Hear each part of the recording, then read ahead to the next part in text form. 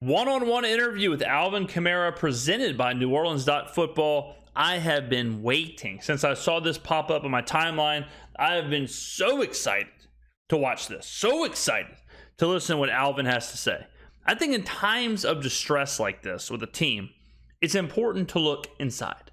It's important to go into the locker room, hear what the players are saying, hear what they're insinuating. The players are there every day. I can sit here and talk about Pete Carmichael or talk about the offense or talk about Dennis Allen or talk about all that stuff. But when the players are hinting at it, when the players are talking about it, that's who we have to pay attention to. So I can't wait to hear what Alvin has to say. Before I get into that, ladies and gentlemen, I want to give a shout out to New Orleans Football for providing these interviews. They're in the locker room. They're face to face with the players. Okay, they're going the extra mile. If you're looking for that deep technical inside the stadium, in the practice facility, you're not going to find content better than New Orleans Football. Okay, so get there, and they're no homers. Okay, they're not homers. They're not just sucking up to the players, sucking up to the front office. They tell it to you straight. So I'm glad that we get this content to react to, like only I can do. It's a beautiful thing they provide. I entertain the masses, and all of you get to watch. So let's go ahead and play the video. Look at some of the stuff that happened on offense this week. Just kind of what were your takeaways from last week's game? I just feel like we got to be better. We got to go into the game with more of the things that we like to do, more of the things that that makes our offense our offense. Get balls into the playmakers' hands and in advantageous spots, and good. Alvin agrees with me. What did I say? What did I say this week? It's up to the play caller. It's up to the scheme. It's up to the game planning to get the playmakers the ball in their hands to where they can be successful. That is the hallmark of a good offensive coordinator or a good head coach, is being able to do that. Everyone knows, like the defense knows who the offensive stars are, but good coaches still get those stars the ball, right? We saw it with Sean Payton and Taysom Hill. Sean Payton turned Taysom Hill into a legit dynamic threat. Look what Taysom Hill is without Sean Payton. He's a glorified running back. Look what Kyle Shanahan does with anybody in San Francisco. You think the defense doesn't know Christian McCaffrey's going to get the ball? Yet, Kyle Shanahan figures out how to get him the ball in the best possible situation. Same for Deebo Samuel, same for Brandon Ayuk, same for whoever over there. Andy Reid and the Chiefs. You don't think everyone in the universe, including Taylor Swift, knows that Travis Kelce's getting the ball? Of course they do. But what happens? Andy Reid still finds a way to make it happen. And Alvin's hinting at this. Alvin's hinting the first hint we get. The first clue. I feel like I'm in Blue's Clues. I feel like I'm Steve or whatever his name was on that show. What a show that was. Alvin gave us our first clue. The clue is we got to be better schematically. We got to be better game plan. We got to do better leading up to the games, which is something we've said. So kudos to Alvin. 1 point for the good guys. Good schemes, what I'm saying? Get Mike the ball, get Olave the ball, get Sheed the ball. Involve our tight ends. We got some good tight ends, and get the running game going. I think on Sunday we got the running game going a little bit, and I think we kind of like it. Just we got it going, and then we got away from it. It's like, man, my mindset is like we got something that we like, to make them stop it. You know what I'm saying? Yes. I think a couple times we kind of stopped ourselves, whether it was penalties or we just got away from some things. So I think just going into games, we just got to go with our shit, like what we know, what we like, and go with it. That's kind of like it sounds so simple, but it's just like it really is that simple. Yeah, This is pretty wild. I mean, we're a minute in, and I'm already Alvin is kind of shredding Pete Carmichael right here. I mean, we may be closer to a player's mutiny, a player's revolt than we thought. I mean, this is pretty wild to watch because he's straight up saying right there, I'm actually kind of surprised this hasn't got more national play. But the idea that Alvin Kamara is sitting here telling you, we got to get the ball into our playmakers' hands. We got to have a better game plan. We're getting away from our stuff. We're stopping our own stuff. Everything he just talked about, literally everything, every answer is pointed back at the play caller, is pointed back at the scheme. Is straight up, he's saying our offensive scheme is stopping our offense. He's asking the same questions we're asking. Why Why did Michael Thomas not have any catches in the first half at Green Bay? Why does Rashid Shaheed not have any catches in the entire game? Why does Chris Olave have 1 catch against Tampa Bay? Why does Alvin Kamara have 10 carries and that's it? You know, why does one game Tony Jones Jr. have 25 carries? What's going on here? I'm gonna ask you that. Like, it seems like you guys have way too many good players to kind of be struggling to score points here. So, like, Yes. why is it so hard to just kind of get the ball into the playmakers' hands? When the play is called, we go out there and we run what's called. So, you know, I think like Da said, I think, and you know, everybody knows Pete wants to be better. We all want to be better. We all want to get out there and, you know, we want to go score 100 points. For whatever reason, it's not happening right now. So we just got to find. We got to. You know, me and Mike T was talking about it. We just strap up and go. We just got to go, keep going, and you know, hopefully we find ways to you know, to, like I said, take advantage of you know, all the playmakers we have. This is way worse than anything I've ever said about Pete Carmichael. Like, trust me, I'm honestly, I might be the leading anti Pete Carmichael guy in New Orleans. I mean, I've been talking about this for 2 years. Alvin just is crucifying this man. Someone called Mel Gibson because it's the passion of Pete Carmichael right now. God, dog. I mean, he straight up said, we just go out there and run the plays that are called. That is, man. I mean, to hear that, to hear, hey, Alvin, why isn't the ball getting in the playmaker's hands? And then for Alvin to turn around and say, we just run what's called. I mean, damn. Like, think about if you're at your job, right? And something's messed up in your department. And someone asks you, hey, why are things screwed up in your department? And you say, we're just doing what the boss says.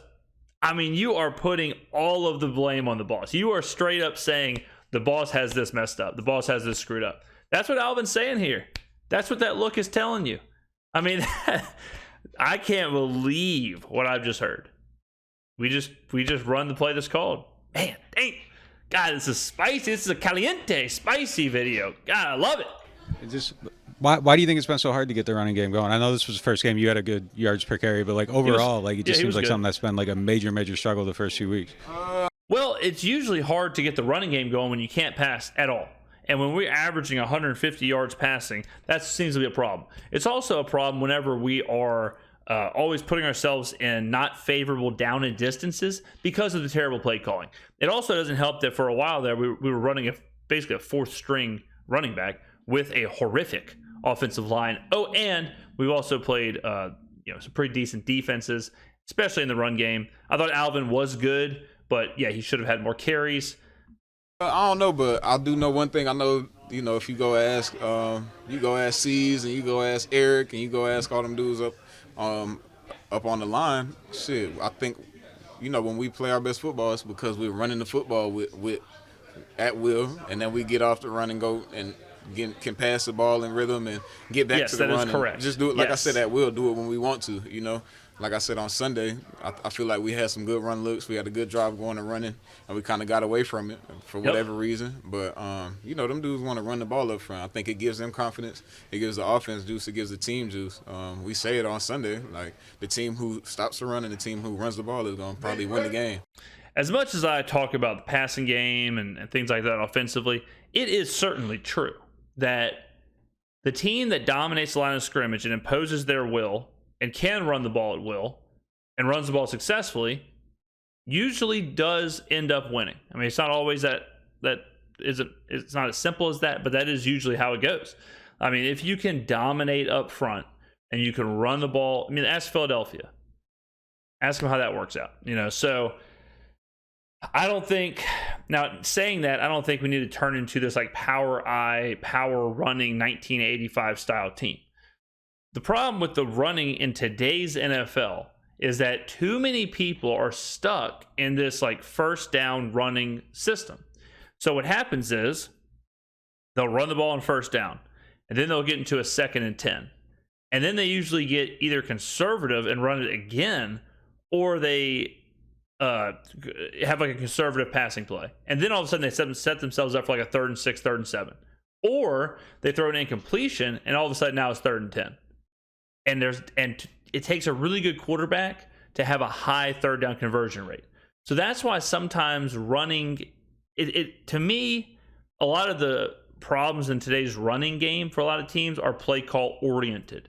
The Tampa Bay Buccaneers were terrible about this last year, is that they were so bad at running the ball on first down that they were putting themselves in terrible third down situations. I think the Saints do the exact same thing. The Saints tend to put themselves in awful third down situations because of the play calling. If you run the ball well, and you can run the ball, if it's 1st and 10, you throw the ball, then let's say it's incomplete, then you run. If you can run for 4 or 5 yards a clip, all of a sudden you're setting yourself up for like 3rd and 5s, 3rd and 4s. That's what it's all about. Flip flop, you run on first down, boom, it's 2nd and 6, 2nd and 5. There's a lot of options there. So as much as it's about the offensive line and imposing the run, it's also a lot about tempo and a lot about what running plays and when the play caller is calling. And our play caller can't call nothing. And I mean, that kind of, I think it stands true for most of the games. I feel like we have a team that can run the ball. I think it helps when we do run the ball because it opens up other things. You know what I'm saying? It helps Mike T out. It helps Olave out. It helps Derek out when we can go out and line up and run, get to our premium run looks and get 40, 50 yards running in a drive or whatever the case may be. And then, shoot, Derek's sitting back there, he having a good time, and all he's doing is handing the ball off. And then when we want to get to a look where we can get a ball thrown to Olave or Sheed or Jimmy or Foster, then we can do that, But I think a lot of it starts with being able to run the ball and running in that wheel. And our O-line wants to run the ball. I want to run the ball. I think our defense wants us to run the ball. It keeps them off the field a little bit. So burns up clock. For that's sure. Something I'm advocating for. Hopefully we get to do that. And yeah. It seems like when you guys use like motion and play action and stuff that kind of modern offenses doing, you guys have a lot of success, but you don't do it very often. Is there a reason that it's hard to get to some? This is what I've seen from the motion. I feel like we do a lot of pre-snap motion in the very beginning of the game, the first possession, first 2 possessions.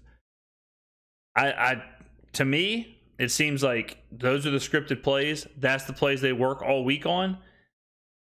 I don't think Pete is comfortable calling that kind of stuff throughout the game. I think we've got a long history of samples to be able to say this kind of stuff. I think as the game gets going, our offensive style gets more conservative. I think Pete's and Dennis Allen's tendency is to lean back on the most vanilla, safe offense possible. I think when the score is 0-0 and there's 15 or 14 minutes and 20 seconds on the clock, and he knows he's got 4 quarters and the game seems long, I think they're willing to do stuff. I think they're willing to go for it on 4th down. I think they're willing to take shots. I think they're willing to have kind of these cute, pre-snap motions or try some stuff.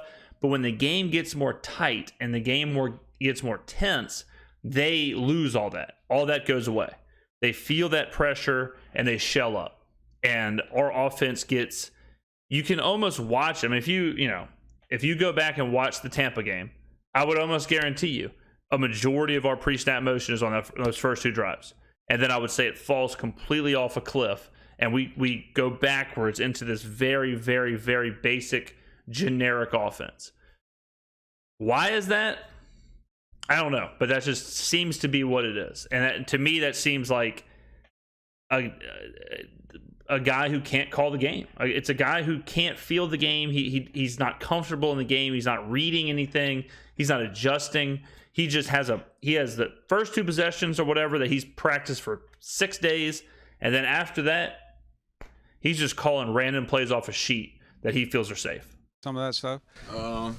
Like I said, I think we just when I hear a call, I line up and run what's called. Damn. I think this league, offensively and defensively, it's about evolving, right? So, like you said, when we get to using some of those motions and getting to some of those more, I guess, revolutionized run looks and pass looks, I think we have good success. And I think Derek is the type of guy he wants to incorporate some of those different looks and some of those different motions and things like that, even in the pass game to get guys matched up and able to win and get the ball down the field. And then even when we're running, I think some of the tendencies we show, it's predictable a little bit. So trying to break tendencies and in the passing game and the running game to be able to get looks that we like to gain yards, and then we got to be better in the red zone. We can't. I love Groupie. He my locker mate right here, but we can't kick field goals every game and expect to go out there and beat everybody. We got to score touchdowns. And look at that. Alvin even gives a shout out to our guy Blake Groupie. Love to see it. Alvin must be watching the channel. Yeah, I mean, he nailed it. He's exactly right. The offenses now, the successful offenses, are so much further evolved than the bad offense, or even the average offense. If you look at the Saints, if you look at the New England Patriots, if you look at teams like that, and then you go watch Kansas City, Miami, San Francisco, Philadelphia, it is a totally different world. You go watch the Niners. We'll do it. You can do it this week. We play. It is a perfect opportunity, ladies and gentlemen. We play the Patriots Sunday at noon. My God, the indigestion that I'll have. We play the Patriots at noon. Watch that game. Watch it how basic and ordinary and just caveman-esque. Do y'all hear that? Do y'all hear the monster truck rally that's going on outside my window right now? I thought Gravedigger, the old monster truck legend, was about to come through my window and roll over me right there live on camera. Woo! That gave me a bit of a shock. But we've got the Patriots and the Saints at noon, and then Sunday Night Football, we've got the San Francisco 49ers playing the Dallas Cowboys. Watch the Saints and Patriots, and then watch and see what the Niners do, and tell me that's not a completely. Tell me they're not even playing the same sport. The problem is we do not have anyone that can do that. Pete can I hate to kick him while he's down. Pete can barely even call the offense like as is. He can barely even figure out the down, the distance, run versus pass. He doesn't. Let's be frank. He doesn't know what the hell he's doing. All right. So how do you expect him to go to the next level? How do you expect him to evolve? And who's he going to brainstorm with? Dennis Allen? Dennis Allen's too busy watching blitz packages from late 2000s. Like, he's too busy watching Baltimore Ravens 2000 highlight tapes. He's concerned with that. He's not concerned with what Mike McDaniel's doing in Miami. He's not concerned with what Kyle Shanahan's doing. He's not concerned with what Sean McVay's doing. He's not concerned with what Eric Bieniemy's doing up in Washington. He's not concerned with Andy Reid. We don't have anyone in the building, unless I accidentally stumble in the building. We don't have anyone in the building who's thinking forward, who's thinking that next level. We just don't have it. And it's sad. The players are yearning for it. They're asking for it. They're saying, we want to be that. They know. Alvin knows. I'm sure he's got friends or people he talks to around the league, and he hears about what they're doing in these places. He knows what they're doing in San Francisco. He knows what they're doing in Kansas City. He knows what they're doing in Philly. And he's saying he wants to do that. He's telling you the Saints are behind the times offensively. I couldn't agree more. That's what this game is about. Why do you think the red zone's been such a struggle so far? Same thing. Again, I think we just got to go in and do more of the things we like, and even running the ball in the red zone. I think our O-line would like to do that. I would like to do it. I think we can run the ball in the red zone and win. To save Derek. You know what I'm saying? Let's go and line up and run at him and make him stop it. But it's been tough. We got to get it on track. Like I said on Sunday, it's tough conversations because it's some stuff we might have to scrap it. Like, man, this shit is not working. We can't do that no more if we want to win. And if we keep doing it, then we just gonna keep getting the same results. So we got to find a way to put our best stuff out on the field and line up and go. Damn, that's rough, man. I mean, look, again, to say we're 4 games in, and to say we're gonna have to scrap it, it's not working. We got to do something different if we want to win. These guys are feeling it. I mean, these guys are feeling it, and this is the kind of stuff. Like, again, this is a straight up rebuke. Word of the day. Rebuke of Pete Carmichael's system. He's saying we might have to scrap some of this. This is trash. This is garbage. You think has anyone during the 15 years or whatever Sean Payton was the head coach of the Saints, did you ever hear anybody come out and say, this isn't working, we got to scrap this offense is garbage, this isn't working at all, we got to evolve, we got to get better. I mean, I don't know if you're Mickey Loomis or whoever and you're hearing this, I don't know how you're not making a change. I mean, this is honestly heartbreaking as a fan, because I'm watching the games. I'm sitting on my couch watching the games, or I'm in the dome watching the games with a couple of dome dogs. We're experiencing this from a different perspective. To hear the players saying this kind of stuff, and you can feel that he's not enjoying going to work. He's not enjoying what he's doing in the office.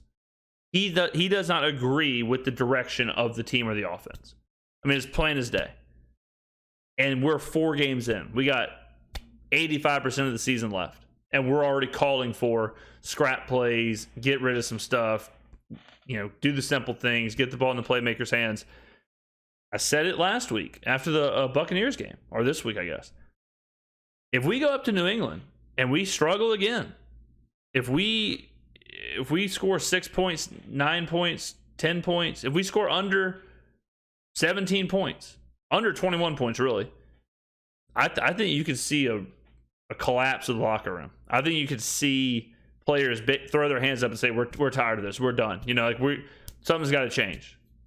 I mean, this is a razor's edge the Saints are walking going to New England with the way the offense is right now. Hear any of that stuff kind of happening this week coming out of this game? Do you see any changes, or do you expect anything to kind of start happening this week? It's early in the week. We got some stuff up.